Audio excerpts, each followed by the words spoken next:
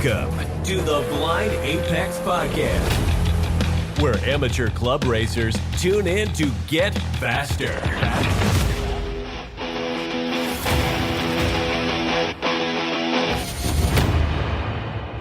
I'm your host, Con John Turk, and this is the Blind Apex Podcast. This episode, we're going to cover restricted prep. And it's sort of a Honda Challenge topic, but it's not really. There's a bunch of 8th gen Civics out there, 9th gen Civics out there that are looking for a home. And my guest, and apparently arch nemesis, rookie. Well, have you removed your orange rookie stripes yet? Oh yeah, dude! I pulled those off as soon as I got home. That was Nice. the first thing to come off. Yeah, well, since he decided to talk, which I prompted him to, welcome to the show, Ash. What's going on, bud? What's going on, bud? Glad to be here. Yeah, so we were talking before we started recording. You were saying, and I was saying, and you prompted that there's a whole 8th gen, 9th gen racing Facebook group, and I think they're all looking for a home. Yeah, no, I agree. I think on that Facebook group, I think the group is like 2,000 plus people. And, I think of that, like a good half of them are pretty solidly active in some type of racing, whether it be, autocross, road racing. I know there's some guys that have done hill climb, time attack. There's a pretty wide variety of people that track these 8th and 9th gen cars. So, yeah, it'll be good to talk about them and kind of shine a bit more limelight on them, because I know they're kind of the ugly duckling of the Honda family. No. Don't get a lot of respect. They're not that ugly. We're not the RSX or the EP3. Oh, dude, see, that's where we differ, because I am 100% an RSX and EP3 fan. If I could have, I would have built one of those, because I very much think our cars look like spaceships. Well, Scott Adams out of Texas might trade you his RSX build for your car. I've seen his car perform, and it is a solid performer, but I think I'm too far down the hole with my car to be trading it for anything. Yeah, we're pretty far down the hole with both of our cars. I don't think it's worth trading, but yeah, he went after the RSX, and apparently after Nationals last year was like, I should have built the 8th gen instead. So we may be. Now, did he build that car from scratch, or was it a kind of a mild build that he purchased? I think it was most of the way there, and they put a cage in it, and he did a bunch of testing. Okay, cool. I don't know. Yeah, I don't know him at all, and I didn't really pay attention to the build. But yeah, it was a solid performing car at Nationals, and I think the way he performed and the way the car performed, I think a lot of people were probably like, "Oh, restricted prep and McPherson cars, not as bad as we all thought." Yeah, but I think that's to our detriment. But we might get into that later. That's true. Yeah, let's get into your background a little bit. When did you start doing HPDE? When did you start running the 8th gen Civic? Just tell us all about where you're coming from these days. So I guess I started coming around the track, Mid-Atlantic, of course, probably like early 2018. And prior to that, I had never been to a road race course in my entire life. I've been into cars since I was a kid. I've built show cars, I've built street cars, I've built all kinds of stuff. But buddy of mine, Brent, invited me out to the track, came and hung out a few times, and then our wonderful Mark pulled me to the side and said, "Hey man, if you're not going to get on track, don't come back." And he would kind of was like, okay. And I had I had a turbo NSX at the time. I just finished doing a full motor build and got it tuned and blah blah blah, and put it on the market and sold it, and bought a 09 Civic with 170,000 miles on it that was completely stock, and threw some tie rods on it and some Coney Yellows and Swift Springs and brought it to the track. I think I had it on track. I bought it late June of 2018, and I think I had it on track for either the July or August event. It was VIR. I can't remember what it was, but it was pretty quick. I mean, the car was like I said, it was bone stock car when I bought it. 2 owners. Had the maintenance done on it, but Yeah, I mean, it had some loose tie rod ends and needed some shocks, but I mean, stock clutch, stock water pump, stock chains. Um, didn't even do a valve adjustment. We literally threw the maintenance stuff on it, did an alignment, and I think one of the guys gave me some old 16-inch RSX wheels that I threw some Bridgestone RE71s on, and came out for DE1, and never looked back. And then your bank accounts hated you ever since. Yeah, me and my bank account do not have a good relationship. You're a race car driver now. Get used to that. Yeah, no, I've learned that the costs do go up. I think I passed the big hump though. After, like I said, the car was stock, and we built it from ground up, and I think once we got the cage done and all the safety stuff, that was like round 2 of building the car, and then I think I passed the big hurdles. I say that now, but who knows? Who knows? Yeah, I guess we could get into it. The cars are a little simple, the restricted prep cars, because of the rules. So let's talk about your car. We can talk about our cars in general, but because they're different but the same, right? So Yeah, very much so. Yeah, I mean, so if you were to break it down, so I guess I think of it as kind of like pre-cage and post-cage. The car's got a pretty simple clutch setup in it, just a Exetti Stage 1, 11-pound flywheel. Transmission, we did a Geiken, higher final drive, and the JDM gears in it. It's got an eBay header and a custom 3-inch exhaust that Darren at GTP built for me. And then it's got a 3-inch K-tuned intake. That's it for performance-wise. It does have RDX injectors, which I guess is a topic for later. But of course. Other than that, it's tuned by the Twins brothers over in Manassas. Detuned, obviously. Mm-hmm. And then suspension-wise, I mean, it's got sphericals on the front lower control arms, stock rubber bushings in the back, aside from the camber arms, and then coilovers. That's it. I mean, and a progress rear sway bar in the back. I mean, there's nothing. You're welcome. Yeah. Well, yeah. I mean, it's a coilover car. I mean, there's not. You can spend as much money or as least amount of money on coilovers as you want, but I mean, it's a bolt-on car, for lack of better words. No, it's real simple. And is that why you chose to get into this chassis? Is it in this class?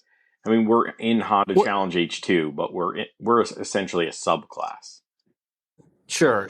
No, so like I said, I love the way the RSX looks, and I love the EP3. I had one of those back in college, and I would have loved to build one of those. But everyone said the suspension geometry on the RSX sucks. And I remember when I had it, I had issues with the coilovers always coming loose, and the steering rods on those cars are half a mile long, and it did suffer from a lot of bump steer. So everyone was like, "Well, we'll go with the 8th gen. It's got everything's kind of been revised. It's got the divorce spring and coil setup in the back, which can be a plus, can be a minus. But overall, it was considered to be a better chassis. Another thing that drew me to it was K-Series, 6-speed, and it had a factory LSD in it. And I hate to say it, but I've never owned a B-Series car, so I've only known D-Series and K-Series, so I had to go restricted. Like, I wanted a factory K-Series car, because that's kind of what I'd known. I've had a couple K-Series cars. And then the 6-speed and the LSD, the factory LSD was a big shining point, but the big part was having the suspension.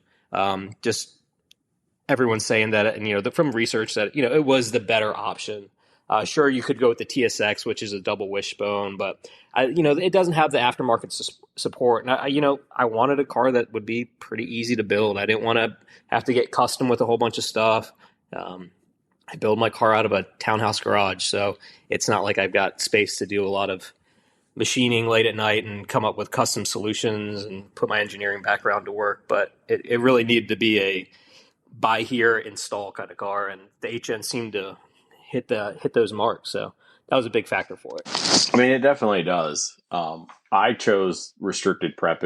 I don't hide it. I chose restricted prep in this generation just because when my other car failed, this generation of Civic was in the right price range for me. Yeah, no, that was a big Yeah, that's a big thing for me. I mean, like I said, my car was a 2-owner car. It had a stack of all the services done, and I paid $4,000 for it. I mean, it was a stock car So that you I got a picked better up from deal a than I guy. did. 2018 was a different time. These cars were cheap. I mean, you could get a K-Series car, an RSX, EP3, 8th gen, 9th gen for like pennies. They were dumb cheap. Yeah. And then, obviously COVID came around and everything just went up in price. So, Ruined it. Cars included.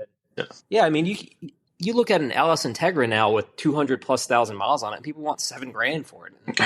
Hell no, I don't want that rusted bucket of a car with that many miles on that I then have to do a motor swap in and pretty much do a chassis up build. Like it just didn't seem fiscally responsible or even smart in any way to do a K swap into a car that I didn't have. If I had an EK or an Integra, that would have been a different story. But I didn't have a chassis. I didn't have a car to build. I had to go. I was starting fresh on everything. I don't know. Mike's had PV's old chassis, and he spent a small fortune K swapping it so far. So yeah, me and my buddy Dan, who's helped me pretty much with all my cars, we've been doing a K swap into his Civic since 2007, and we're kind of in the same boat where like Mike is, where it's like it's a lot of money if you want to do it right. Sure, you can piece together one and slap it together, but like I think for competition, like you got to do it right and you got to spend the money to do it. I mean, if you look at any of the K-swap cars that are out there racing, and I know they're few and far between, there's some that are reliable and there's some that don't seem to make it. And I think that comes to a testament of the swap from the roots of it, like making sure that it's done right, the wiring's in right, you got the mounts done, make sure you got the mounts installed right and, located correctly. But, that's for those guys to worry about. That's the reason why I didn't go. That I went restricted, because I didn't want to have those problems. I wanted to have a turnkey K-Series car that used factory length axles. That wasn't like putting different splines on other ends and hoping some guy in some shop put these axles together correctly. Like my axles are the original axles on the car, and they've never been rebooted, which it's on my list. But yeah, I mean, I just keep a spare set of OEM Honda axles, and they've run fine. I mean, I have no reason to upgrade to anything past OEM Honda on a component like that. Yeah, so at least not yet. The second reason I bought an 8th gen is because I could still buy parts at Honda. Big factor. Yeah, I mean, when we were at Summit a couple weeks ago, and I blew out that, snapped that rear hub coming out of 9 on turn 1, I had parts. My buddy Dan, he had the hub and the rotor in hand before you guys even pulled back into the paddock. And, I had that car back on the ground by 9 o'clock, and that was with driving to Manassas from Summit Point. Right. So, yeah, I mean, being able to get parts quick and, that's a huge factor. Like, I don't want to go hunting through a junkyard for rusted out parts that I got to refurbish. Like, call the dealer, get it. Like, it's an easy button. It really is. I mean, at Hyperfest, I had the issue with the vehicle speed sensor. Apparently nobody in 100 miles of Danville had one, but whatever. Yeah, something like that's tough. Like that's kind of like one of those things that Honda does, is like, all right, we keep it in our warehouse somewhere on the East Coast. We'll get it to you within a couple of days. Yeah. So, I basically hot swapped one, and then I came home and I went online and I ordered it. Right. Like I don't have to worry about it. I don't have to worry. I'm not. Yeah. I didn't even buy an eBay one or a used one. I can buy a new one, brand new from Honda, with the pretty little red and yellow or red and white packaging, like. Yep. No, I'm a big. I just did a bunch of preventive maintenance stuff. I did an alternator, the alternator, the belt tensioner, the idler pulley. I threw a new O2 sensor in there because I got a little misfire when we were at Summit. I was coming out of 5 and it like sputtered. Check engine light flashed a couple times, and then it just came back. So we looked at the code, and that O2 sensor, again, it's the original O2 sensor. And I think I was just kind of reaching the service limit of, a car and its sensors that have 183,000 miles on it. Yeah. But yeah, I mean, preventively did that. I went through a couple VTEC pressure switches earlier in I guess my career of HPDE, but turned out to find out that was my wiring harness. It was the connector there had a lot of corrosion in it, so we repinned it, and it's been good since. No issues there. So knock on wood. Yeah, I mean, things are going to come up, right? It's a 180,000 mile car. Mine's at like 159, I think. Yeah, things are going to wear out, and we don't exactly treat these things nicely. I mean, not at all. I baby it in that I put good parts on it, new parts on it. We make sure that the work is done correctly, but when we're on track, we're not cutting it any slack, So. Oh no, yeah. I mean, like, I drive that car like I don't care about it. I care a lot about it, but I drive it like I don't care about it. But I've also, in my opinion, I feel like I've built it to the point where like it's pretty darn reliable. Again, because going back is like we can get new parts, we can replace parts. We're not hunting around and having to use junkyard parts because we can't. It's an easy car to keep maintained. And I think that goes for any of the restricted prep cars. Even if it's an RSX or an EP3, those cars are still readily available to get parts for. The 9th gen, you can still get stuff for. The TSX, OEM stuff is probably easy to come by. Aftermarket, who knows? But yeah, I see a lot of those cars.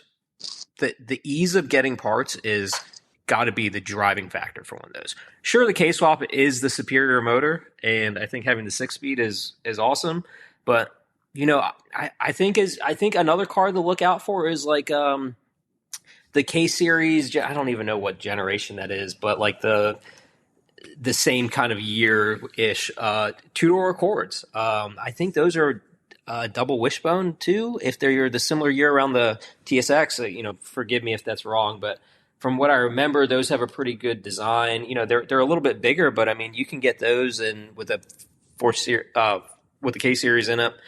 And I think that would be a good track car if you want to stay 4-cylinder. If you wanted to get the V6, it'd be a great H1 car. But we'll stick with H2 stuff. But yeah, I think the price and the ability to get factory parts for these cars is a big driving factor for why someone should consider building one.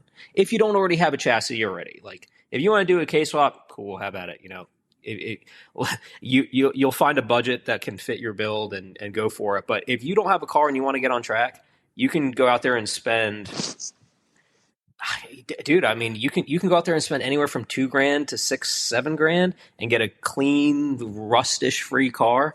I bought that 06 RSX from down in North Carolina, and it had a flood title from like 2012 or some point, but no rust on the car. It was in relatively great shape. Had 170,000 miles on it, and I got it for $3,500. Ended up chewing through a clutch on it, but I think the next guy put a clutch in it and sent it on its way again. Like something like that is a great candidate for a race car. Something that might have had a minor collision or a flood title or something like that. And these cars don't have a lot of electronics in them, especially not on the floor. I know with like Golden Era cars, those ECUs sat right at the passenger footwell, if I'm correct. But all these cars, I mean, the ECU is either like up in the dash or like in our case, it's up in the engine bay. Like there's no electronics to get fouled out. And so I wouldn't, if I had to get another chassis, I would hunt for a flood title car, save some money, and really have no issues because you're going to rip out everything that would have gotten wet anyway. I would not recommend that, but it's a difference of opinion, basically. I mean, if you're looking for a cheap car, flood title cars are not bad. Like, sure, you don't want that one that's been like up to the windows, but if something got a little wet, whatever. You don't know. That's the problem. I mean, but that's the fun of building a race car is you don't know what you're getting into. No. I mean, you bought a car that had already been semi-prepped, and you've probably run into different issues than I have coming from a car that was completely stock. Well, yeah. So my issues. So most people know by now. This many episodes in, I bought a basically an autocross prepped car. And really the issues that I've run into it had a clean Carfax. It no longer does because the Miata hit me, but whatever. um, its first accident was on track. That's fine. But really and this is my concern with people who buy modded cars also. Forget what title it has, but I'm unscrewing up their screw ups. It had camber arms on the rear. And I was like, oh, well, it blew a bushing. So I went to go swap camber arms, right? Put new ones in. Why were there stripped bolts or semi-stripped bolts? Or they had stacks of washers under the bolt for some reason. All this weird stuff. And I literally had to buy specialty tap and die setup to clean it up and do it. That's miserable. That's so miserable. If I were... I bought my NSX modded with a turbo kit on it. Come to find out that it had 3 cracked pistons, and I swore I'd never buy a modded car again. So what did I do 6 years later? I bought this this 09 M3 that was a hot boy modded car, and I'm dealing with issues that you're telling me, and it reminds me of why I told myself I would never buy a modded car again. Yeah, I mean, some of it's my fault, right? Like I should have touched everything. But I trusted the guys who built the car. They're not bad people.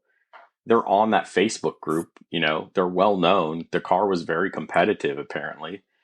And I think that's a big difference between an autocross car and a road race car. I mean, those autocross guys, not to shit on autocross, but I mean, they're out there for 45 seconds running in one gear, and I don't know, they barely break 60, 50 miles an hour, something like that. I mean, we're out there pushing, at Summit, 10 turns for 25-minute stretches, all the way up to 135 miles an hour, growing through every gear, every brake zone, every imaginable thing. I mean, you're really stressing the car, the chassis, and all its components a lot harder.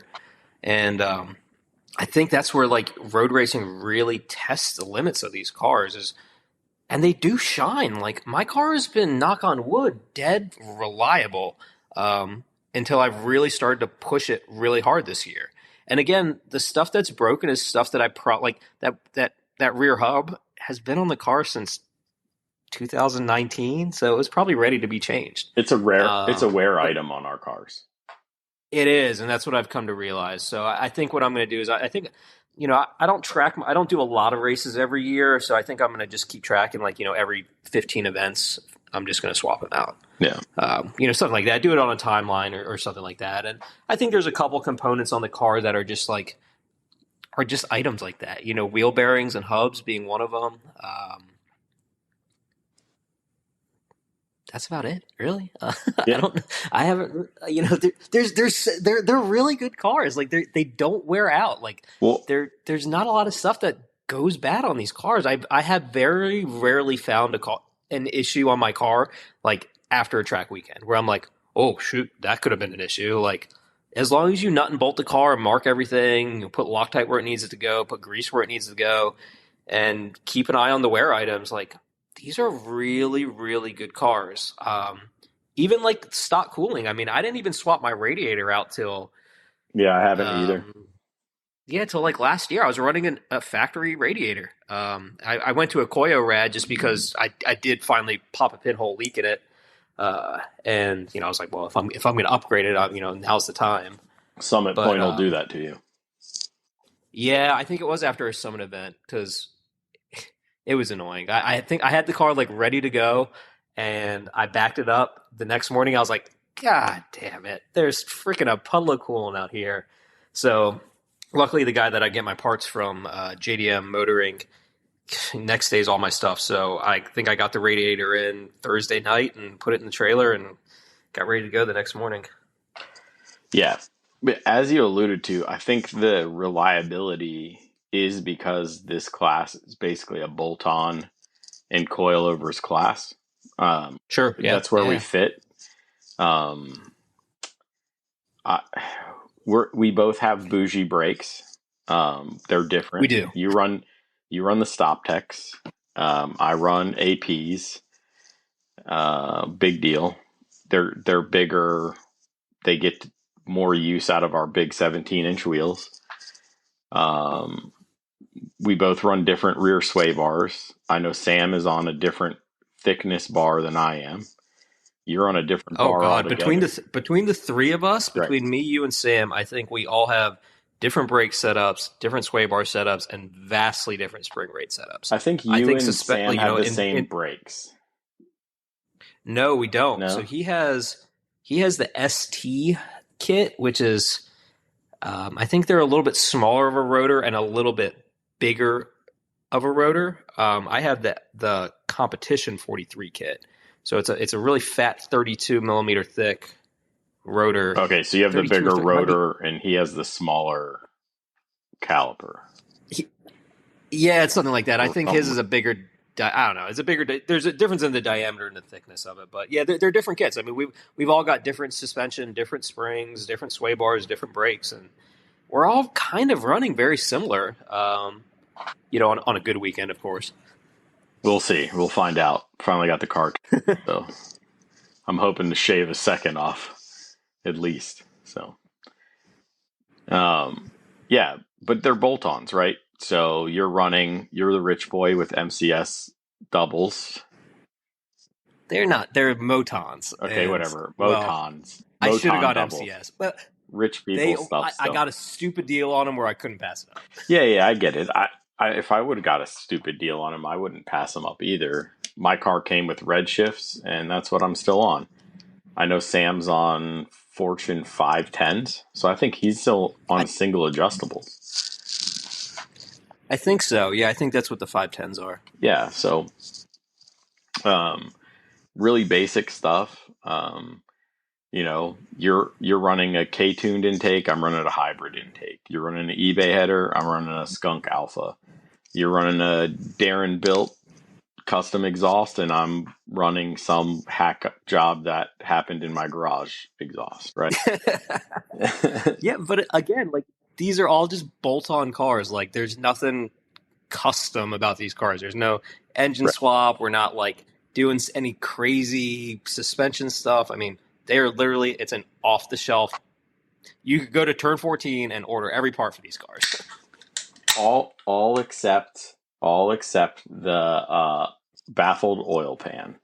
Now, Sam doesn't run a baffled pan. You didn't run a baffled pan for a long time, and I bought my car and put a baffled pan on it immediately. So, what is your oil pickup pump situation? So it's the FN2, the Type R oil pump from our generation, right? And then a new 8th gen pump or a pan that I sent off to Track Tough and had him, weld his magic into. But yeah, I mean, an 8th gen Type R pump and chain that associated with it, and then the factory pan and baffle. Right. Again, keeping it simple. Like I think you can go to any of like the major Honda parts guys that and order this stuff. I mean, it's simple stuff. There was no machining that needed to be done. It was like literally like bolted in and put it back in. Like that was as simple as it was. Yeah. So my setup's different. I'm cheaper, so I bought the A2 pump, which I had to machine myself in my garage to fit. And then because I'm running an A2 pump with the shorter pickup, because you're running the Type R with the larger pickup, right? Well, yeah. I mean, it dips down. The pickup is at the same height as what the factory pump is. Right. I would say it's like a different pickup, but yeah. Well, the location is different from the A2, so it's the same as the factory. So I went. Oh, I didn't realize. Yeah, I didn't realize the location on the A2 was different. Yeah, it's higher. So because I went with the A2 pump and it's, I don't know, 5 millimeters, 7 millimeters taller, up off what the factory pan would be, I bought a 9th gen pan. And so all I had to do was... Oh yeah, didn't you have to get all funky with that back mount then? Yeah, so there's, if you run a 9th gen pan, baffled, mine's also baffled by Track Tough. If you go that route, you take, I can't remember the millimeter, but you have to punch out every hole on your oil pan 1 millimeter larger. Oh God. So all the way around. It's easy. You throw the bit in the drill bit and you just rip. But again, like going back to my theory of like keeping these cars super easy, like the money that you might have saved getting the A2 pump is like 60, $70. Like I remember the pump being like pretty like relatively cheap, like not enough where I was like, I'm gonna go to A2 pump and get all custom with the welder and drill press and shit like that. Like I didn't even use a drill press. I ran a hand drill. My modification of my pump and my pan might have taken me 15 minutes. well, that's not bad then. That's not bad. Yeah. And then I built a custom rear mount. So that was different. But how long did that take? That seems like a bigger issue. well, I'm fortunate to have a fabrication background and I have a welder at my house, and okay. that took me about an hour, but I definitely wasn't going to run without it. Nick Kors runs a similar setup to me, and he doesn't run a rear mount, and he's supercharged, turbocharged. He's running boost. Huh. So, yeah. I feel like that rear mount is pretty important. I mean, I have the hybrid mount kit, and the hybrid mount kit doesn't have the front mount. So I bought Innovative's front mount to add on to. So I have all the mounts in there. I do too. I wasn't really.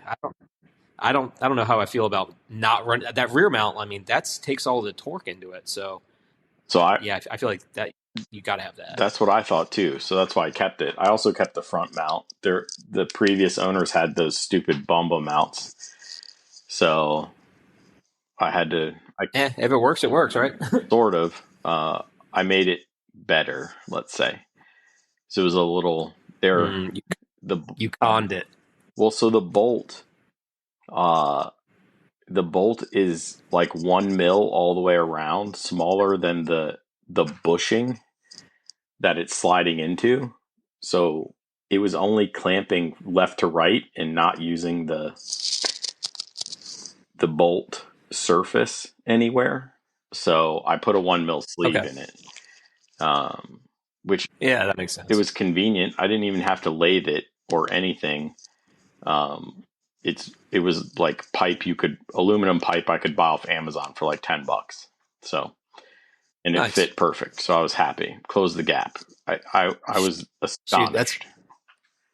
But that's better than what I had to do when I was. So my qualm with Moton is that it took them almost a year to get me 4 little bushings that go through the back strut, the lower back strut mount. Yeah. So they couldn't get them for me. I literally had a 80 email conversation of like, hey guys, where's my stuff? So anyways, I got some stuff off of McMaster. It didn't fit exactly right. It was like 1.5 millimeters too small. So I busted out the old aluminum ducting tape, wrapped a couple layers around it and shoved it back in there and ran it like that for like almost a year. That's that engineering degree your parents paid for, right? It came in handy, right? Right. Yeah, my mechanical engineering degree came back in the form of tape. Right. But really, okay, so the money in these cars, and I believe it's going to be that way for all the restricted prep cars, sans the S2000. If we think we're redheaded stepchildren, the S2000 is the real redheaded stepchild of the Honda Challenge H2. Even though Baker swears it's over. S2000 should just go run H1. Like, just go run H1. Like, get out of here with your rear wheel drive and whatever. Their CR suspension. Like, I get it. You want to come out and have fun with the bigger class because H2 is huge, but those are H1 cars. Same with V6 cars. Like, they're H1 cars. Like, get out of here. So, that being said, I think I spent a significant amount of money for my gearbox, and if you had money left over building one of these cars, you put it in your suspension. Because basically everything else you can buy used, cheap. You could buy PLM headers. Sam's running a 2.5-inch exhaust. just because I think Yeah, it was he's got there. like from what.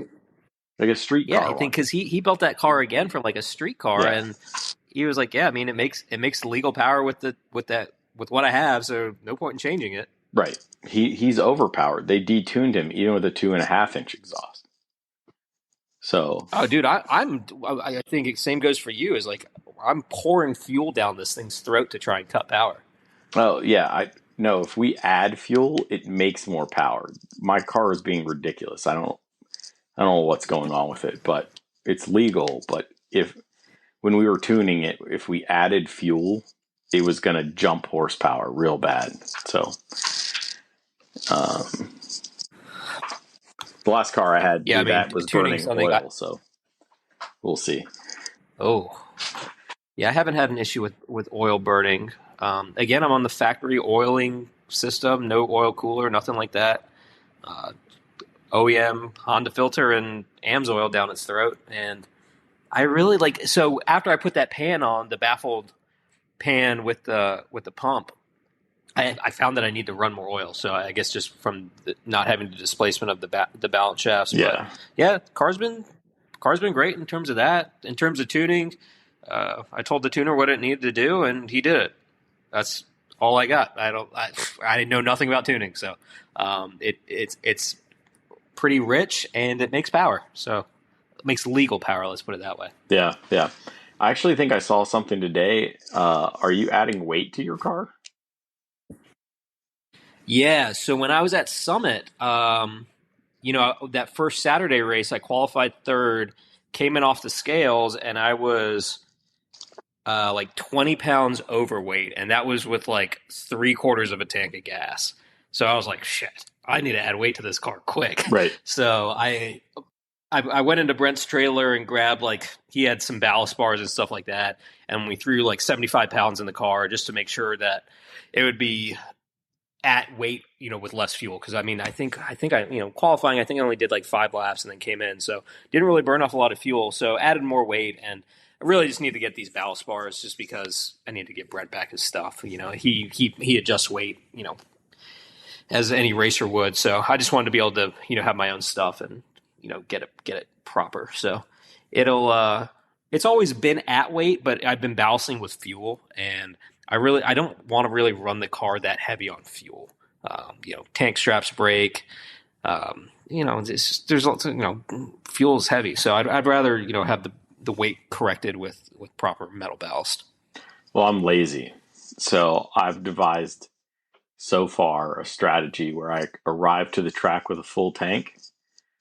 I do a full practice. I do a full qualifying.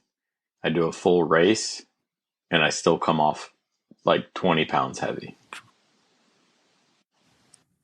Oh, okay. And then I figure out how much fuel to add for Beast of the East, and then I figure out how much fuel to add for the race on Sunday.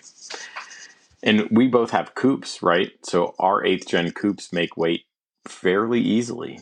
Sam spent more money making weight. I believe that because I think the sedans have like a 200-pound weight disadvantage or something. It's maybe it might not even be that much. It might be like 100 pounds. Well, but I have Lexan. You don't, right? I have the HFP kit on my car. I don't. You don't. I don't run a splitter. You got a splitter. I have a splitter. So Sam has a splitter. We both have wings. What your PCI Swan Neck, Rich Boy, right? Mm-hmm. Yeah, Okay. it costs the same money as the non-Swan Neck, and it looks freaking cool, dude. Like, why wouldn't you get the Swan? I know. I just like teasing you. It's fine. Well, that goes back to like my original thought with this car, and like people always give me shit because like, why is your car gold? Why is it got all these crazy graphics? I'm like, dude, everything about this car is having fun. I take nothing about this car seriously. Like, I would paint it purple and put pink numbers on it because it would probably make me smile and laugh seeing pictures of it. Like, if I'm not, my thought was, if I'm not going to have fun at track or with this car, I'm just not going to do it. Like, I'm not going to be one of those guys that stresses over getting to a race or something like that. It is 100% pure fun for me. Well, it should be. At some point, maybe in the future, the extra competitive itch will come in. and you'll make some adjustments? I think it's coming. I think it's coming. We've been doing some test days, me and Dan, and trying to like dial in some different suspension stuff, different tire stuff, different alignment stuff, and I'm thinking that the car will do better at Summit later this month compared to what it did earlier in the year. It's been getting consistently better times versus before I was just kind of like hitting good times and then being consistently slow. Now I'm semi-consistently hitting good times and still being slow the other times. Yeah, I'm the opposite. I'm mediocre-ish in times, but I'm super consistent with those mediocre times. That's why if I get out in front, it's hard to get around me because you could have a good lap and catch me, but if you have a bad lap, you just lost it again, you know? So, yeah, I mean, my big problem, and this is something I've got to overcome, is like I have a hard time staying consistent when I'm not in a race. Like when I'm in a race, whether whoever's in front of me, it doesn't really matter. I can chase really well, but I cannot I don't think I can't lead very well. So no, don't think of it as leading. Think of it as running for your life. That's probably a better way to think of it. You're right. I'm telling you, that's how you have to think of it. You have to be like, I must hit every single mark every time because if I don't, the guy behind me will. You know. Yeah, and I mean, me, you, and Freddie, we had a good little race going on for a while. There was some jockeying back and forth. Had to use some track or some fellow competitors, I guess, a different out of class people as some roadblocks. So pick moves are legal. Racing, trying to be strategic about that. Absolutely, pick moves are legal. So they don't call Michael Young Miata Mike for no reason. He earned that title. I don't think I've raced with Mike. No, I have. Yeah, you will, and he'll have that overpowered K-swap car. Oh, I've already got forms filled out. I'm filling out something illegal about everything on that car. That's probably a good segue to talk about the differences. So let's talk about what the rules say and how you read them and how I've chosen to read them, because we've done that two different ways. Well, if you were to read a very high level look at the rules for restricted prep cars, it reads, go on Facebook Marketplace, buy a car, put a cage in it and pads, and take it to the track. That's how the rules read. Well, now, obviously, that's not how the rules read, but I think there's a lot of gray areas, and I don't think that's intentional. I think it's just the restricted prep class as a whole has really only gained popularity in the past 2 years, really. Right. Prior to that, limited prep, everyone had a golden era car. They were all battling it out with their Type Rs, the occasional K-Series, their V16s, whatever.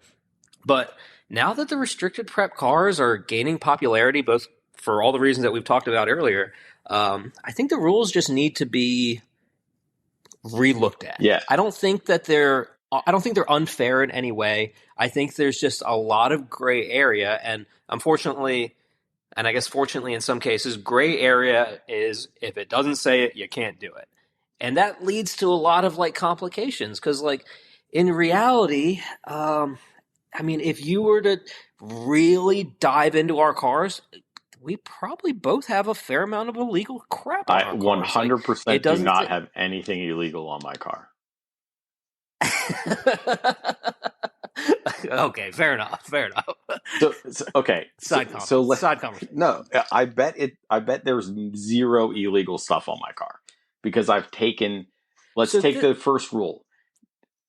Engines must be completely OEM and conform to the exact specifications found in the factory service manual.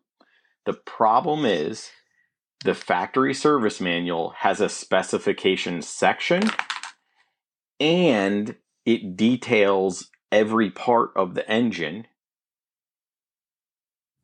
in in minutia. Like, it tells you how big your valve springs can be. It tells you they're the two manufacturers of the valve springs. So if you have an aftermarket valve spring in there that isn't that size and isn't made by that company, you're illegal, right? Sure. But where does the engine start and where does it end? Is the oiling system, is the cooling system, is the fuel system, is that part of an engine? Like, in my opinion, an engine is a log block. Okay, but that's okay. So this is the difference between you and I reading it. You say that the engine, because it says engines must be, and then it says exact specifications found in the factory service manual. I read it as whatever is attached to the engine, and the engine must be, because the specifications for injectors, for valve springs, the fuel rail volume, the pressure, the factory. So what about pressure, your oil? What about your oil pump? What about your? We oil already pump? got that. We asked for it and they gave it to us. It's not in here, Okay, but I have it. Well, then what about an aftermarket radiator then? I mean, I'm looking at the rules right here. The radiator's not in the factory service manual. See, this is where it comes into the gray areas. So, like, if you look at, like, and I'm looking at them right now. Like, if you look at section 9.4 through 9.49 is all we got. You know, there's literally 9, and one of them is for the L15B engine, so you can take that out. So we literally have 8 specific rules outside of section 7. Section 7 gives us everything. 9.4.1 takes most of it away. True, yes. Because 9 point something in here, 9.1.1 says vehicles should be prepared to the standards of section 7 except for where listed below. Well, obviously 9.4.1 is below 9.1.1. So when you have 9.4.1, it kind of muddies the water. And it's Here's what I would it's legacy. They wrote these restricted prep cars when these cars were running Pirelli, you know? Yeah, exactly. What I would really like to see is if you go down into H2 factory prep, the 9.5, 2 through 7, where it says ignition, fuel system, oil system, transmission, cooling system, miscellaneous. And then it outlines like, okay, section 7.21 is allowed. You know, section 4. At least then we can be like, okay, we have a pinpoint rule or a section that's already been established where what is allowed, what's not allowed, instead of the gray area. Okay, but I'd really like to just get rid of the gray area. My minimalist says 952 ignition. That says A, section whatever, and takes you back to section 7 should be deleted. It has no it has no use. Section 7 already superseded it unless you use this section as an override. So if we're allowed to have it in section 7. Yeah, but see, that's where I got kind of, I got disqualified because when they looked at the injectors, they said, well, you have to go by section 941 and not by what's in section 7. So, 721 or whatever it is. So these cars have to run OEM, whatever, 310 injectors. Right. Where every other K-Series car is running RDX. Every other car in Honda Challenge is running RDX injectors. Right. Okay. And our cars are the only ones that need the fuel to bleed to kill power. So you're right. So this is where the differential comes in. Are you allowed to have a swapped K20Z3 engine in a golden era car? Yeah, you can do that. Okay.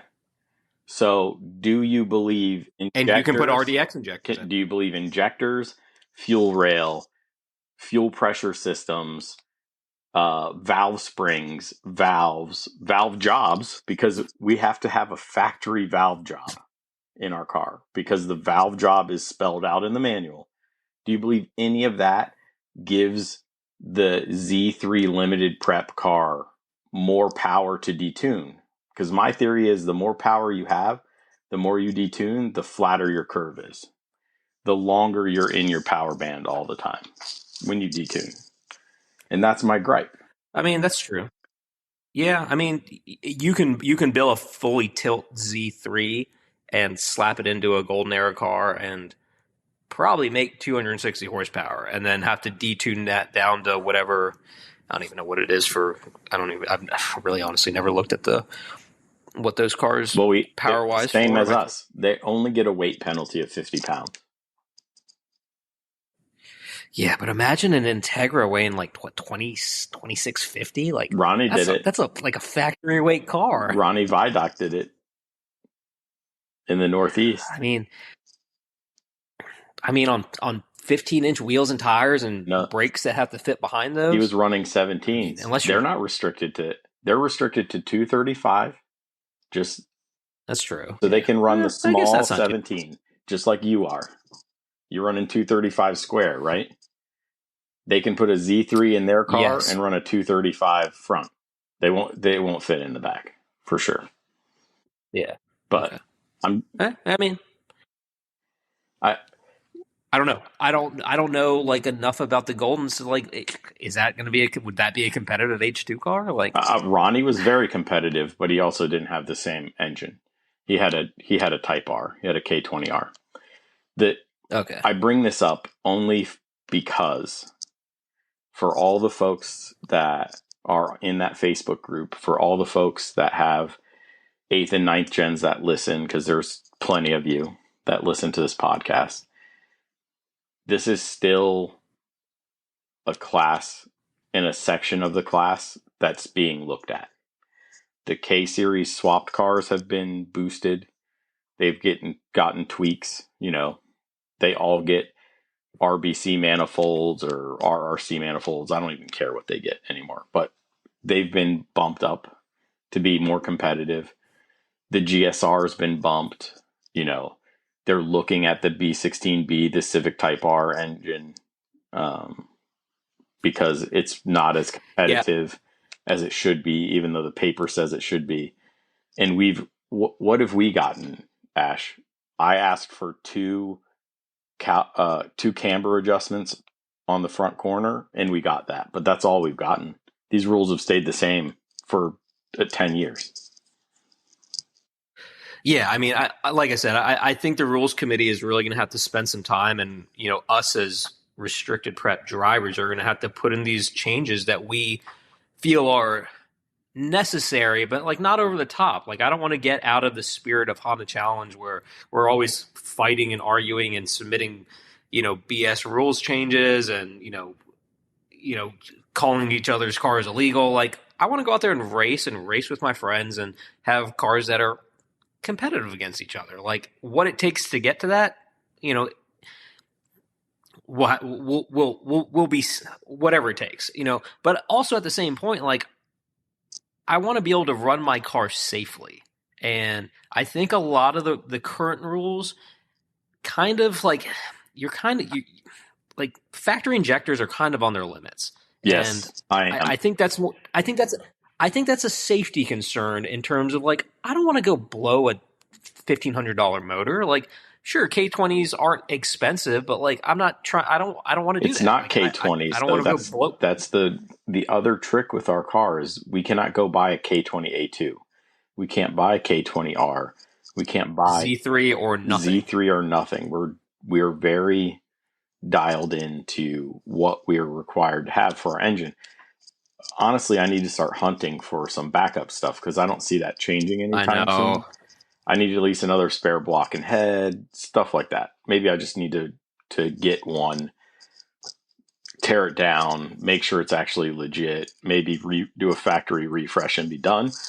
But that's the trick with us. We're stuck with these. And Z3 heads are a pain in the butt to come by because everybody called them the poor man's Type R, and they stole the heads off these motors and put them on their K24 blocks, So, yeah, I mean that is the good thing about our motors is they are, if well maintained, put a fresh chain on it at 150K. If you're going to race it, they're pretty damn reliable. Like, My car, since I've owned it, has lived above 6,000 RPM. It's never really been my dad daily drove it to the bar a couple times. But it's been Good for Dad. I hope he hit it's been VTEC while he was going to the bar.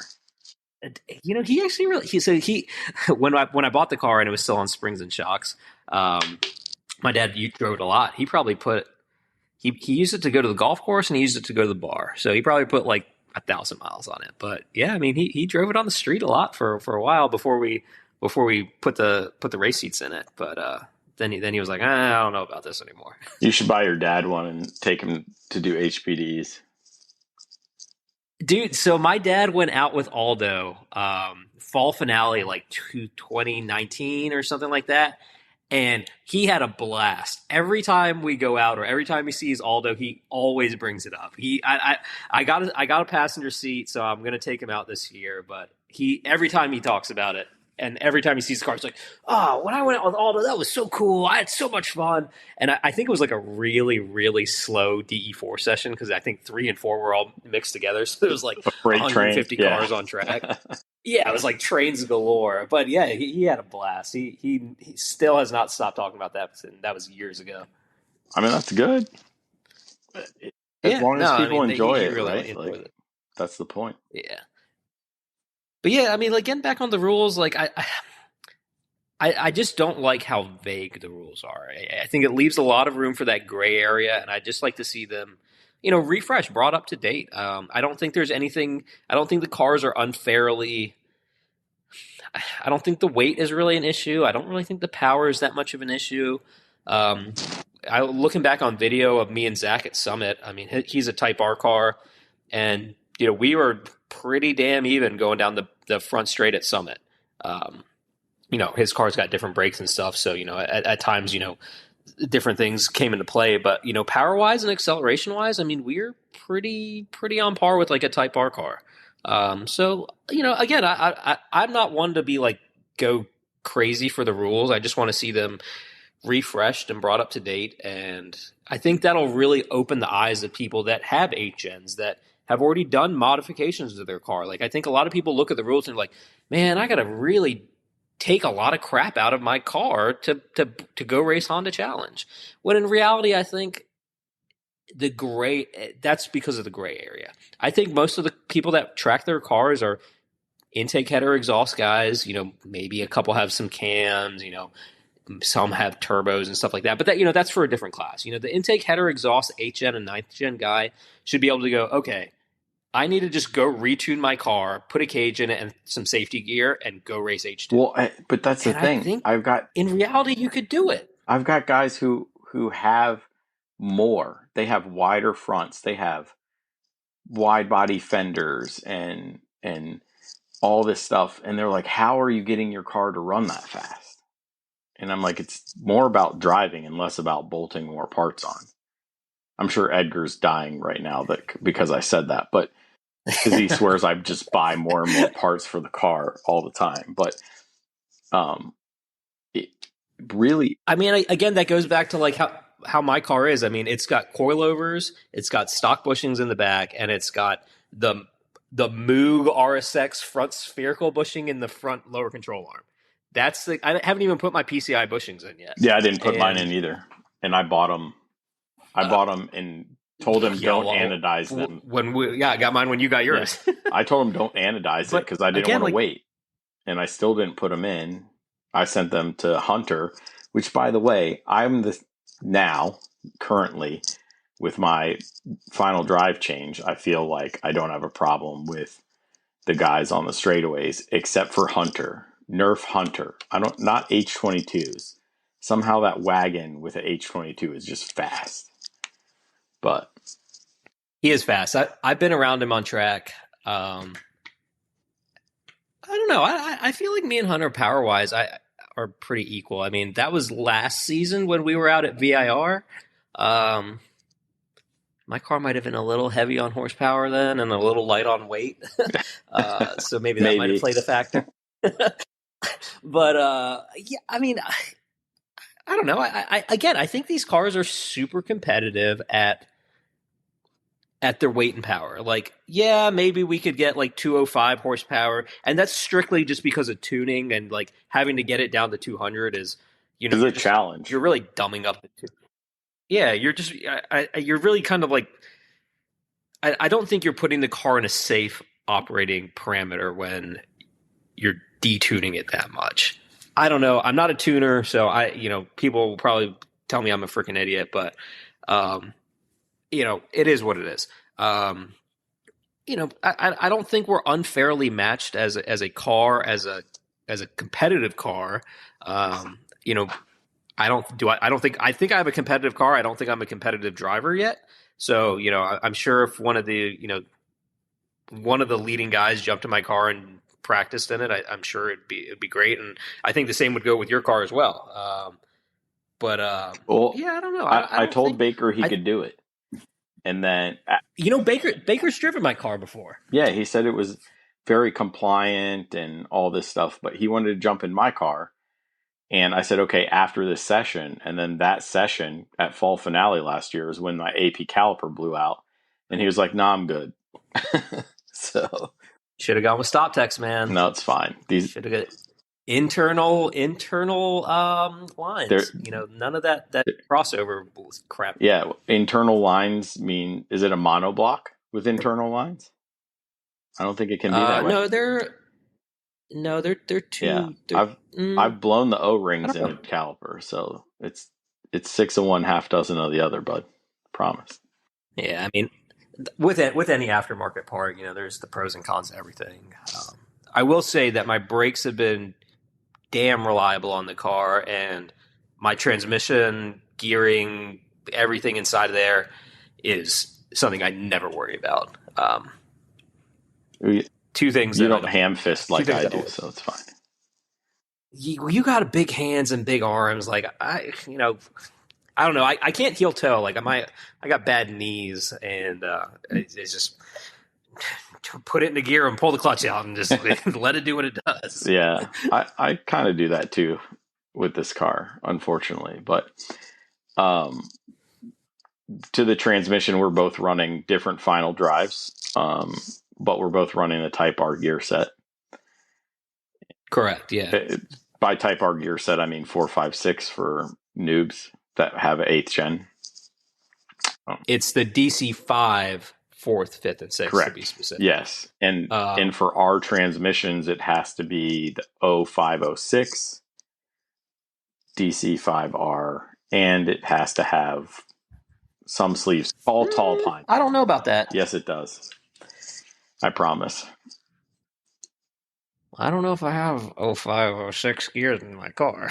I don't think they work without it, but because the 0506 went to that double sleeve, reverse sleeve, whatever. I don't know. Transmissions are voodoo to me, but they even in the RSX they changed. There's a difference. The 02, 03, 04s are different than the 0506. But that's I don't know. I jumped on the 8th gen, 9th gen track Facebook group, saw the part numbers, wrote them down, and went online and ordered them. But yeah, final drives are, I think, what differentiates mine and your car. I know you run a lot taller of a final drive than what I do, and I think I think that just really plays into driving style. I'm sure if you watched mine and your videos side by side, I think you'd see that we drive differently. We turn pretty similar lap times. You're obviously a little bit faster than me, but not if you're qualifying third. I think I'll give you a little bit more of a run for your money in the next coming weeks. But yeah, I think driving style comes down to that. Like I don't spend as much time in 6th. I don't really like personally being in 6th a whole lot. And, it's really just the last half of the front straight at Summit and the top half of the hill at VIR. But I don't know. I think my car pulls really hard in 5th, and it doesn't pull quite as hard in 6th. So I like being able to, not be in 6th as much as I have to. If Sam isn't lying, he doesn't use 6th at all. He runs his as a 4, 5, 6 car. Or, sorry, 3, 4. But he's also... Isn't he on like a factory gear set? And factory gear set and a Type R final drive, I think. What's that? It's like a 5.1, I think. Like a 5.1, something like that. I mean, he must be just freaking wheeling that car then, because that car's fast. Yeah, that car's really fast. Yeah, he has to be. I would love to like be like a fly in his car, because I've watched some of his video and like I've like tried to drive like him and I can't. I haven't got it in me yet. Yeah, the car has to do it. I had Edgar looking at my stuff, helping me take tire temps last time at Summit, and he's like, "Hey, how come you're not getting on the gas in the carousel?" And I'm like, "Because if I give it gas, it wants to throw me into the tire wall off to the left. Like, it just burns the tires down and won't stick." He's like, "Well, don't give it 100%. Give it 50." And I was like, "Any percent." Like I'm barely coasting through the carousel because I didn't have any traction. Interesting. And so now I think with the changes I don't find that I have that problem. I did, but I definitely did. But I also have a picture of me at VIR coming through Oak Tree, not on the curbing, and the car's on two wheels. So yeah, that's a pretty cool picture. I compiled a picture, and it was a while ago, but it was a picture. I think Tony was shooting from turn 8, somewhere on the inside at turn 8 at Summit, and there was a picture of my car, your car, and Sam's car, and I tried to overlay them all like next to each other, and it was just crazy to see again, because we all have pretty different spring setups and sway bar setups, how each car looked differently going through essentially apexing turn 8 at Summit. Yeah. And they were all different. But again, all very competitive times. But yeah, I mean, I think again that lends well to like why these cars are really good is like you can put a very different suspension setup on it and put a very different driving style in the car and get consistent times where, I feel like the golden era cars, like all those guys pretty much run a very similar suspension setup in terms of spring rates, obviously shocks, however much money you want to throw at it. But I think they're all, relatively, comparable, yeah. For lack Everyone's running a Type R B16 trans. Some of them have the special GSR 5th. Most of them are in it's a cookie cutter car. 4.9 or a 5.1 final drive in our region. And again, I think that's why H2 and restricted should be looked at by a lot of people that want to get into competitive racing, is because you can take your existing car that you already have a diff in, that you already have gears in, that you already have a final drive in, that you've already got shocks and springs and sway bars that you're already comfortable with, a car that you're already firmly comfortable with, and say, okay, I've got to do a few things to make it H2 legal.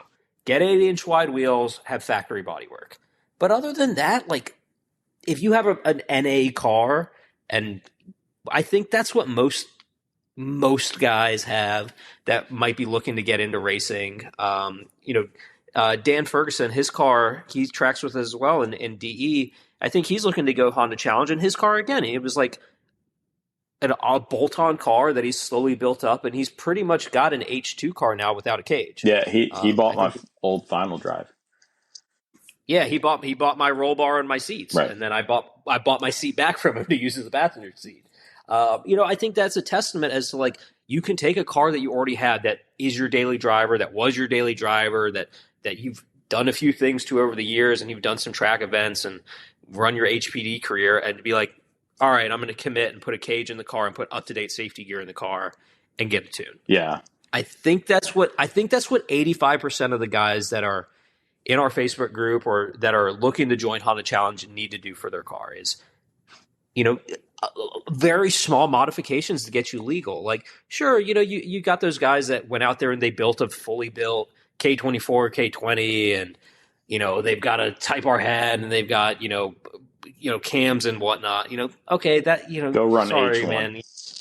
Go run H1 or go run like an ST class or something like that. But like if you have a factory-ish car with bolt-ons, that's your daily driver, that you've got a Honda Flash Pro on and stuff like that, like your car is ready for H2 with a cage. Yeah. That's it. End of story. So Yeah, you were talking earlier about the TSX. I'm looking at the rules right now.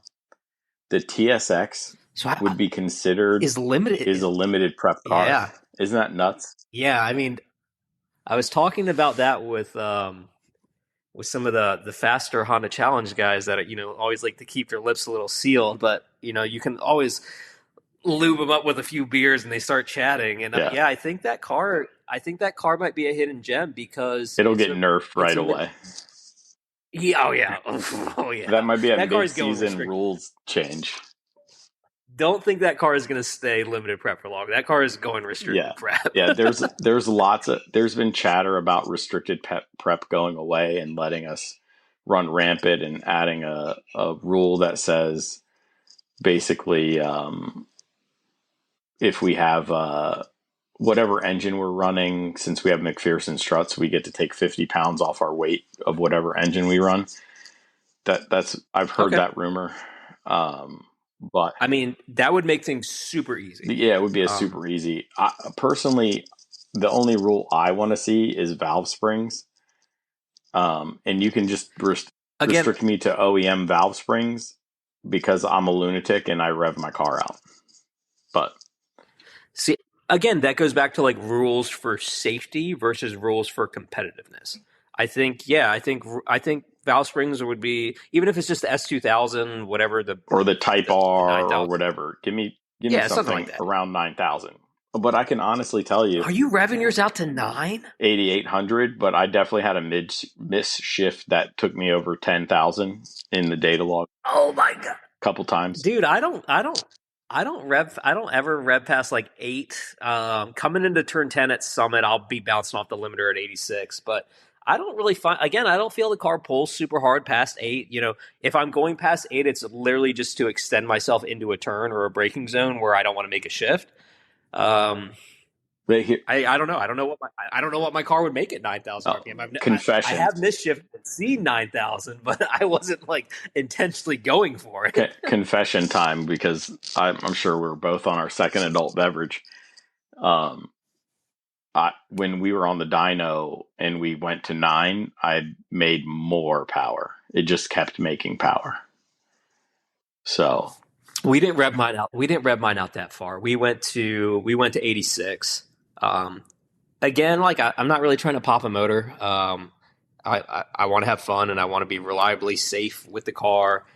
And I don't know. I mean, I've had my RSX I used to run up to 9, and that was with a supercharger on it. I think that was being 19 and stupid though. So that was probably a little risky. But yeah, I mean, if we were allowed some valve springs that allowed us to rev to 9, I think it would be great. Again, for a safety concern. Power wise, we're going to make the power we make, and we make the power we should make legally. Right. Where and how you want to make it is up to you. But yeah, I don't personally see an issue with injectors or valve springs or a modified oiling system in terms of like an oil pump. I don't see a big performance advantage in that. If someone's going to come out and say, "Oh, I got beat because you've got valve springs and you can rev to 9,000, but you're still making your 200 horsepower cap," or you got injectors but you're still making your 200 horsepower cap, like where's the true advantage in there? Like, Sure, maybe like you said, with power under the curve, you might be making a little bit more. That line might be a little bit flatter, but we're not whacking heads and stuff like that. Like these K20 motors, like go get a junkyard K20 Z1, or Z3, and they make great power. My car's got 189,000 miles on it now, and the head has never been off the car. Right. And I think on the dyno on full kill, it made like 226. Yeah, that's what mine made. Yeah. So, and that's on the Twins dyno, which, reads a little low, so I need to get it on the track dyno and really that reads all over the place. I don't worry about that. Yeah. So here is the current list of restricted prep cars. All RSXs, the base model and the Type S, they weigh they have 2 different horsepower caps, 2 different weights. Okay. Obviously the 0611 8th gen Civic is on there, the SI. if you want to run a base Civic, you're going to be running H4. Go for it. Nobody's ever done it before, but to each their own. The base. But don't. Go ahead. Well, hold on. On that note, talk to Vic and possibly do a swap and put a Z3 in there. You want to talk about gray areas of the rules? You got to go back to the body swap rule section that I don't read because I think it's atrocious, but I would read that section if you're going to do it. I actually don't think there's an issue. Sell your base car, go buy an SI, go find a flood title SI and do that. But so the EP3, the 01 to 05, K20A3, and the base RSX are the same, for power and weight. So pick your poison. I'd personally pick an RSX because I can tell you the 8th gen Civic in its shape punches a huge hole in the air. I can only imagine what a EP3 slow bus SI does. But have you seen Hunter's wagon? We talked about that earlier. And he drags me down the straightaway like I don't know what I'm doing. So, I would love to see some more EP3s and RSXs on track. Absolutely. Personally, if I was to build another Honda street car, I would get another RSX or EP3. I love the shape of them. They're timeless for me. Oh, so I want a EP3 street car so badly so I can debadge it and put Odyssey badges on it and confuse people, but that's just me. The 2012, 2015 9th gen SI that's in there, you get 5 more horsepower. Great contender, I think. Yeah, but I need Mang to start driving that car a little bit so we know what it's really hiding instead of doing his really crazy Home Depot splitters and stuff.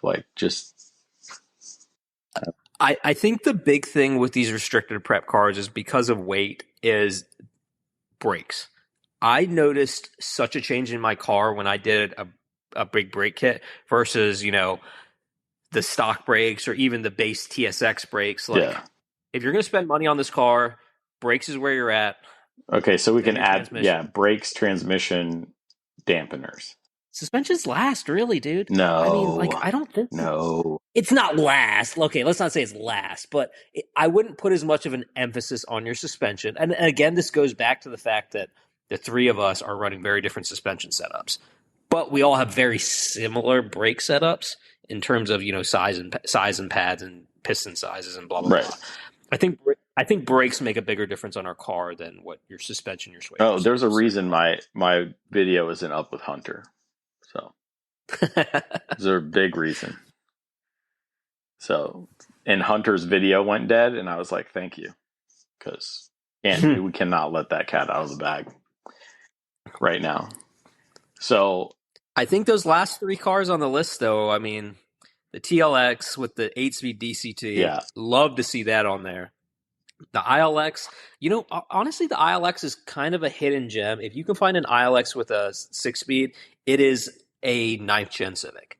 So if you can find a great deal on a V6 or a 6-speed ILX, you're essentially getting yourself a 4-door 9th gen SI. Yeah, it's still got to get down to 2,800 pounds, and if it has the same 4-door issue that the 8th gens do, it's going to take some work. Yeah. And you want to talk about a car who makes ILX Lexan, So you and your buddy in your garage with a hacksaw, right? Yeah, with a jigsaw and Dremel and stuff. So when you start looking at some of this, it's going to be they're going to be cool cars, but you're going to be the guy prototyping everything.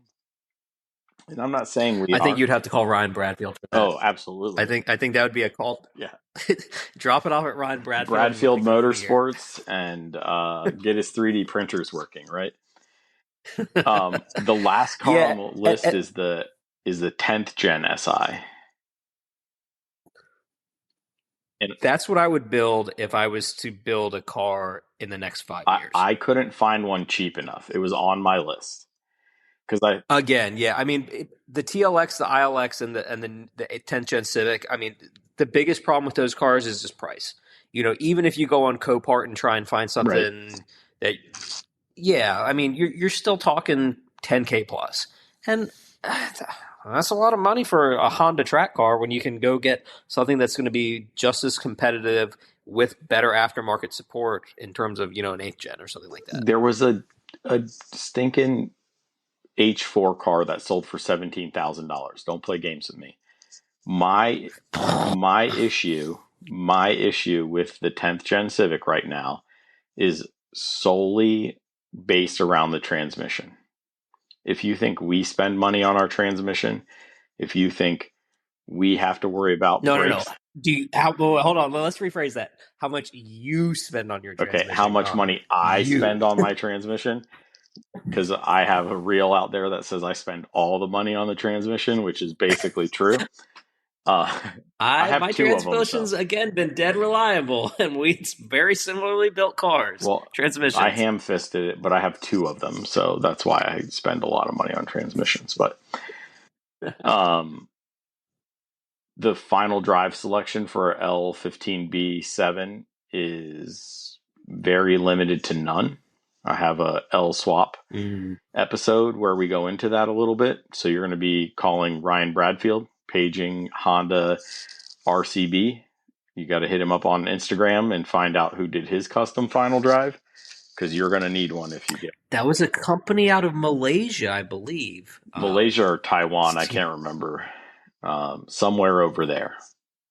So, and he also is a product engineer. He got custom. Yeah, custom. So, and you don't have to get that custom because he has it drilled for like multiple bolt patterns and yada yada yada. Right? You don't have to go that custom. So the cost will be cheaper, and some of the post-production issues that he found you won't find. But the fact that you cannot call up M Factory or GearX or whoever you choose to make your gears and go, hey, I want a 4-point this or a 5-point this, or God forbid you need a 6-point something. But again, I think this rounds the circle of why the 8th gen, the 9th gen, and the RSX, why the K series, the true K series, original K series restricted prep cars are so good for a series like H2 is one is cost. You can buy these cars relatively cheap, under 10K, depending on how worked over a car you want. Second, a lot of these guys that want to go out and go race already have these cars. Right. They're either sitting in their garage as secondary cars, and they've gotten a new car like a 10th gen or even an 11th gen, and those are their daily drivers. And they're like, oh, well, this other car I can like play around with a little bit harder now. Like an RSX, these cars are, 15 plus years old. They're not new. They're not. No, they're not. Anything. They're nothing. They're the modern era, golden era car. So correct. I think a lot of these guys have these cars and like, yeah, man, I want to do something a little bit more serious with this car because I've got it. Like, I don't want to go get something new. I don't want to have to rebuild something. And third, the aftermarket support on these cars is great. Like you said, M Factory. You can hit up your Turn 14 distribution guy, whoever it may be, and be like, hey, get me this diff. Get me a final drive, and you can call up Tall Pines, and you can probably have this stuff at your door in 3 days. Yeah, yeah. I mean, like, if you call Jason at Tall Pines, he'll get you your Geiken, your gears, your final drive, and all your synchros that you need to swap around and do whatever in no time. Yeah, I mean, I think when I built my transmission, between going from a factory stock transmission to a Geiken spoon final drive, DC5 final, gear set, I think I had all the parts from like when I got drunk and ordered them to when they were on my doorstep, and it was like it was less than 40. I bet you Bezos loves you on Saturday night, smashing Amazon Prime. You know what? I'll be honest. A lot of my car is built on Prime. I don't know how people built race cars without Amazon. Are you kidding me? My buddy hates me. My buddy Dan, he's like, why are you bringing over more Amazon boxes? I'm like, hey, because we're building a race car. And he's like, no, stop bringing this crap over. I'm like, dude, it's fine. It'll work. And he's like, he just rolls his eyes. If you buy the right stuff, yeah. And it can get to you in like a day or two. Yeah, it's like, a fuse box is a fuse box. It's fine. Not always, but don't press sort by price lowest. Sort by like best rated or something. At least do that. But Typically my prime orders are what can I get here next day, because that's when I need it. Obviously. I don't know how people built race cars 20 years ago. The OG Amazon Prime for race cars is Summit Racing. Summit Racing is still the king of getting good parts cheap and fast. But like Summit, Jegs, there's another one. I don't know. Can't believe I'm missing it. I feel like they're all the same company now. No, they're not. I know. Summit's a really big. I don't know. I don't know so much about Jegs. I think Summit kind of took over Jegs, like in terms of just like volume. But Summit's great. I mean, I used to order a lot of stuff from Summit and never had an issue with them. Now that we've gotten a little bit more specialized in what we're doing, racing is a little bit more like, if I need something, I need the best of it, and I need it quick. But road racing, I think, is a little bit different of a ball game than that. But again, you can build these cars quick, reliable, and relatively. I say that very loosely, because racing is not budget. No, do not say but cheap. You can build these cars somewhat cheap. No. I dare to tell you, I would make a bet with you that that I could build a restricted prep car for under $15K. Shenanigans. For under $15K with a cage. Who's building the cage? You in the garage?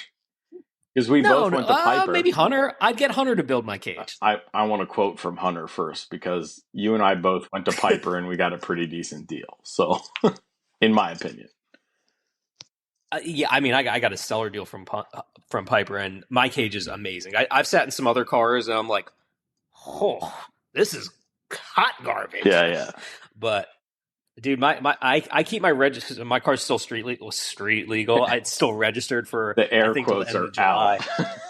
They're very much out. I keep my registration tucked between my cage and my roof. That's how tight my cage is to the car.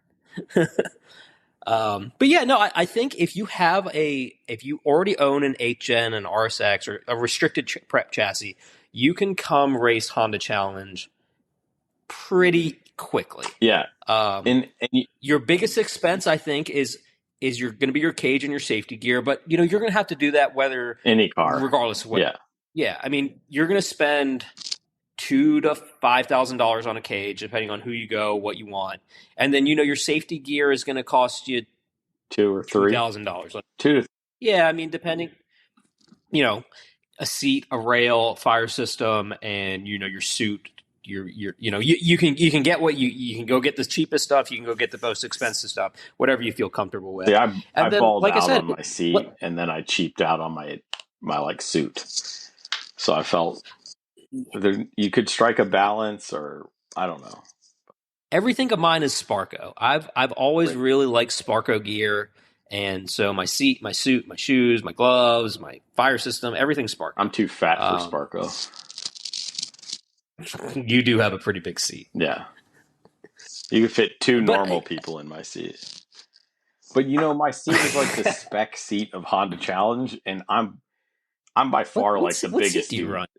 I run the OMP HRT-E in wide, or HRT, HTR. I don't know, one of those Halo seats. But I run it in wide. And so I've run the Sparco Circuit 2, but I feel like I probably could have got the Circuit and slimmed and it'd been fine. Well, my problem with the Sparco units was, and this goes back to a whole nother episode on safety gear, was when I was sitting in them to fit, my shoulders didn't fit. Like I was rounding my shoulders to sit in the seats, because Sparco makes wide seats. So I found that problem. I found a different problem with OMP seats. So I sat in everyone's seat at the paddock. I went to OG Racing, and they've got every seat known to man Yeah, out on absolutely. display, so you can jump from seat to seat. And I've got longer legs and a shorter torso. So when I sat into an OMP seat, I guess the sides of the seat were very high. So like my elbows are constantly hitting the sides of the seats. And Freddie, when he had his RSX, he had an OMP seat, and I'd driven his car a few times on the street, and I kind of always ran into this issue where I was always bumping my elbows. The Sparko, I feel like the sides are a little bit shorter, so I don't smack my elbows around as much. Also, I kind of like sitting up a little bit higher, and I feel like the Sparkos sit up a little bit higher. Again, I think that's because I have a shorter torso. Being a little bit higher, I can see. I mean, I'm not a tall guy. I think I'm like 5'7.5" on a good day, and that half does count. Absolutely. So, I'm 5'4 3/4, and 3/4 counts every day. So. Yeah, but that's a round. That's not high, right? Both. I'm actually a cylinder. I am round, perfectly round. The Flat Earth Society does not like No. I prove them wrong all the time. What rails are you on, by the way? Because I'm on PCI adjustable. The PCI, like non-adjustable ones, the ones that they have like an inch of adjustability. But I love it, dude. I mean, that thing is. You can grab my seat and rock the whole car. And same goes for their wing, dude. Like I was out in the garage earlier today, and I don't even know what I was doing, but I was like just pushing on the wing, and the whole car was moving around. And I just have it mounted with their factory mounts and plates and crap. I don't have any chassis mount shenanigans. It's just me and him took the measurements for the coupe because they didn't previously have measurements for the coupe, and he sent it to me. It bolted up perfectly, and we sent it. I mean, that's it. That's about it. Yeah. Well, ironically, I used the EM1 9 Lives wing, and it bolted right up to my coupe. So I recycled. Yeah, I don't think there's a big. Yeah, I mean, again, that's like the spirit of Honda challenges. Like, we are not IMSA race cars. We are home-built, garage-built, fueled on beer and tequila race cars. Like, if you haven't smashed a beer over your car, like, did you really build a Honda Challenge car? Like, if you didn't get frustrated and almost take out your windshield with a wrench, like, did you really build a Honda Challenge car? No, you didn't. I've never smashed a beer on my car, but I've totally cut myself, and to console it and to clean my wound, I poured one on it. So, Oh no, I full can of Coors Light got pegged right at the car one time. I don't think I've been that mad at it. No, I have. But we are the future of Honda Challenge. So, and I think that's a good way to put it. I dare to say we're the future of Honda racing. I still think we have a couple of years and some economic trials before the 10th gen becomes affordable again. Because when I was looking, they were cheaper than they are today. So agreed. Yeah, well, we bought our cars at a great time. I think if you're going to go out and buy an 8th gen to build a race car today in 2013 or 2023, man, take a decade off, Ash. Come on, man. I think you have to go back to what I was talking about earlier, where you need to look at cars that have some type of history, because otherwise, I'm not spending $10,000 for an 8th gen. Like, it's an old car. Like, it's a 2006 to that's a freaking old car, man. Like, I graduated high school in 06. Oh, you child, you. Yeah, all right, yeah. Let me freaking baby. But yeah, I mean, I think that restricted prep is the perfect class for the guy that already has a restricted prep car. It's a super easy way for you to get into competitive wheel-to-wheel racing with something that you already have in your garage. Or trade your if you want to go out, trade your relative, whatever you have, for theirs. Buy them something comparable and be like, I really want to buy that off you. Will you take this car instead? I'm sure every Honda guy in existence has a buddy that has an 8th gen, has a 9th gen, or has an RSX that's probably been eyeing new Type Rs or new SIs and is ready to offload their Civic that they've had for 8 or 10 years. Or once your overpriced golden era RS like, Integra or LS Integra or something. call your buddy, get him drunk, buy their car. Right? Bring your title to his house with your car, get him drunk, see if he'll trade you and sign titles that night. Sign titles that night, man. Yeah. Again, like you were saying, I think the reason that these cars are going to be somewhat of the future of Honda racing is because of parts.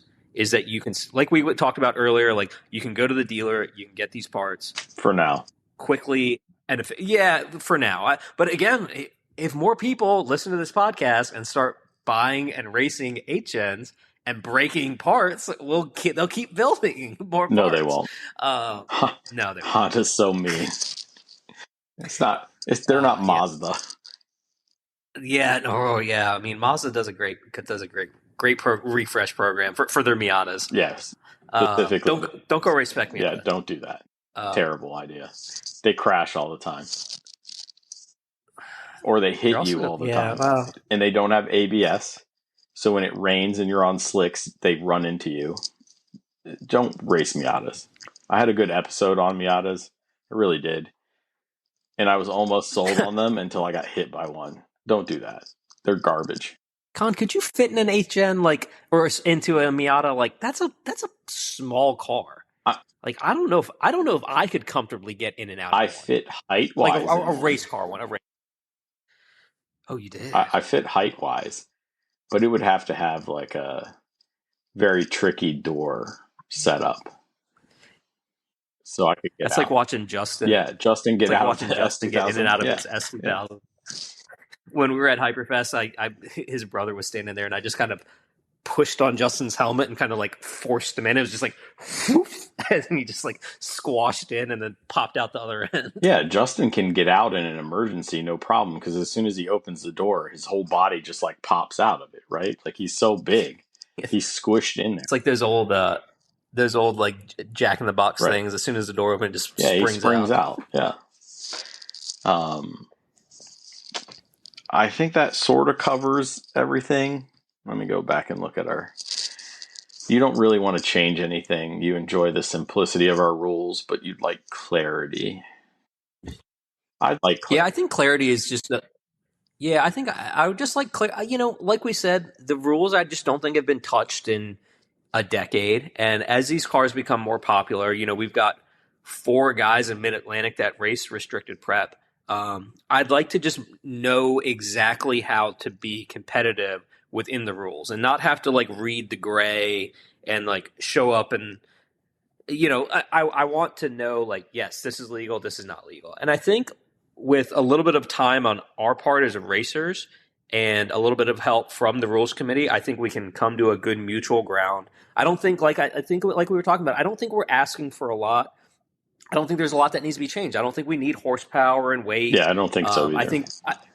I think there can be either two things that can be done. I think we can either revamp the restricted prep rules with clarification on all those systems that we talked about, similar to like what's in factory prep, or we can go with your it's not mine. McPherson strap. I heard. Well, whoever's talking about it, I think that's a great option as well. Is there just be some type of rule in there as to a weight difference for McPherson strut cars, and then we just lump in with the rest of freaking H2.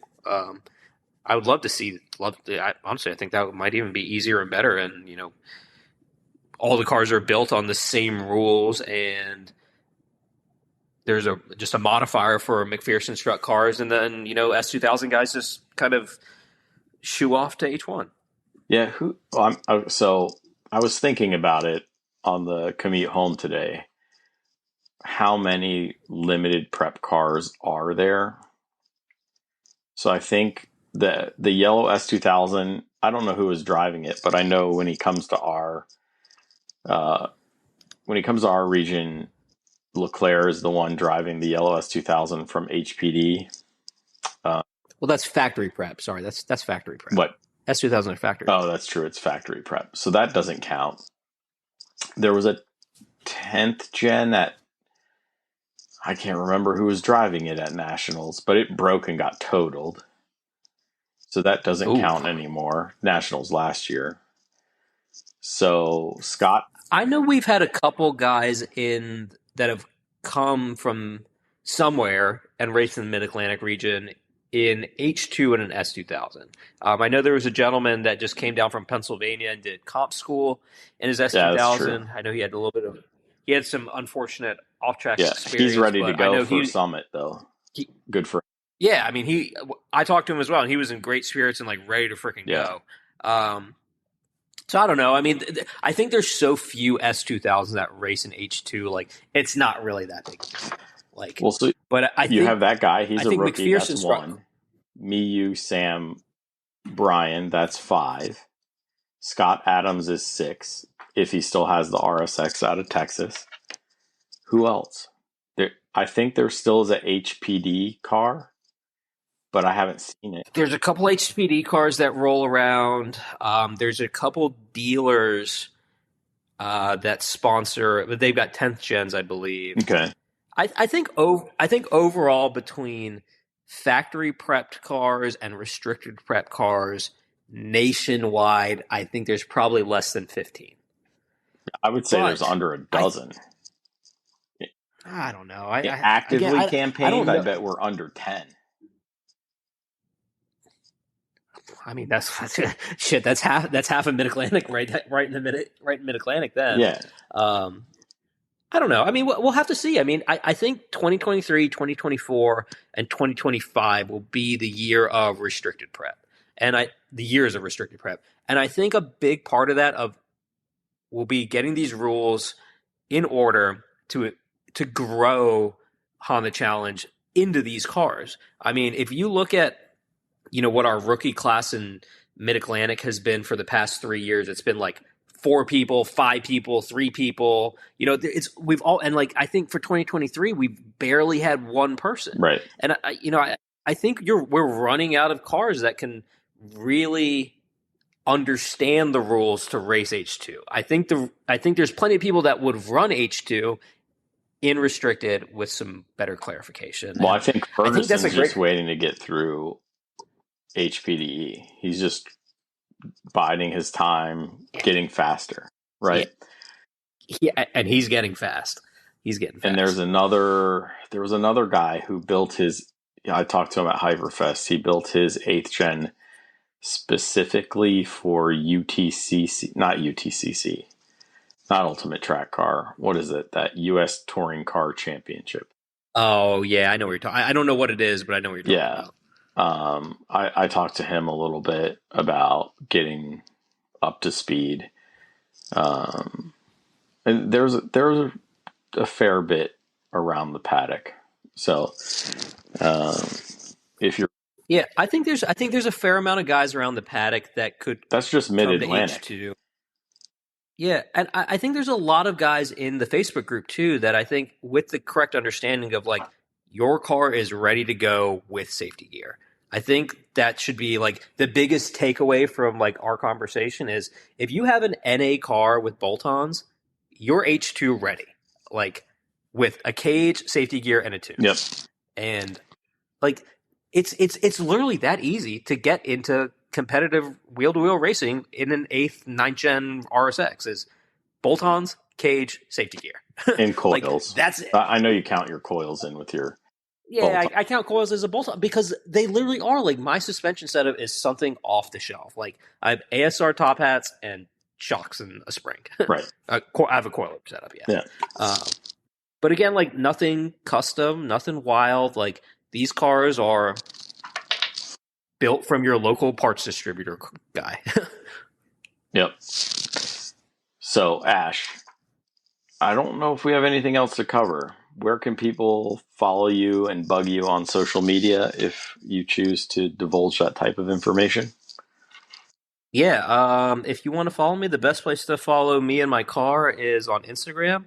It's Ashley the Guy _919. Fun fact, my name is actually Ashley. I was born in England, got a girl's name. But Ashley the Guy _919. Ashley is a boy's name. Yep. That is true. A lot of people here don't understand that though. But yeah, if you want to follow me there, you'll see the H2 build. You'll see whatever else I'm working on in the garage and a little bit of bro truck stuff and cowboy hats. But yeah, other than that, you can find me posting on the 8th and 9th gen track group. On the Facebooks. On Facebook. Yep.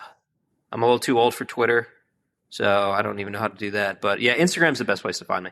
And then you can obviously always find me at Summit Point, Mid-Atlantic, for the H2 races. I won't be at VIR this year. Probably going to try and tackle VIR next year, but I will definitely be at every Summit Point event I can for NASA this year, as well as some seat time. I think there's another seat time event, and I might try and dabble in some SCCA stuff. Might do some bracket racing again, just to try and hone, just to get some more seat time in a race environment at Summit Point. Okay, but you got to bring the icy hot for your competitors. So at the end of you can hand that around to those guys. The SCCA thing is still up for debate, but yes, every NASA event at Summit Point you will catch me at. And sorry, I love digging at stereotypes. Yep. I can't help it. Yeah, I mean, come join Honda Challenge if you can. Come join Mid-Atlantic because it's the fastest region in America. Yeah, I believe so. I mean, Chris and Baker's national championships prove it, so I don't think the other regions have anything to stand. We got to back it up this year. I have no problem in believing that we will back it up. Yeah, well, I don't either, but we still got to do it. So proof will be this year, I think. We'll put the nail in the coffin, send Texas back crying. That's right, I'm smack talking at an hour and 20 minutes into this podcast. And another fun fact before we sign off, Ash used to be in HPD as number 99, but he can't have that number because it's mine. So, you know what? I was not going to fight you for that number. So I graciously put the one in between there. I appreciate it, and it's an ode to my wife, who puts up with a lot of stuff for racing. I appreciate not putting. Well, this has been great. Yeah, man, I appreciate it. You're always welcome. One of these days, I'm going to fire up that Zoom podcast P4 setup trackside when we're all, at Summit or VIR somewhere, and we'll get some real raw from the paddock. Yeah, I think a little bit of smack talk, a little bit of carne asada, and a few beers. I think will make for a really good podcast. Absolutely. Thanks again for coming on. I think that's a wrap, buddy. All right, man. Have a good night, and I appreciate your time. No, likewise. Until next time, keep working on yourself, keep working on the car, and let's get faster.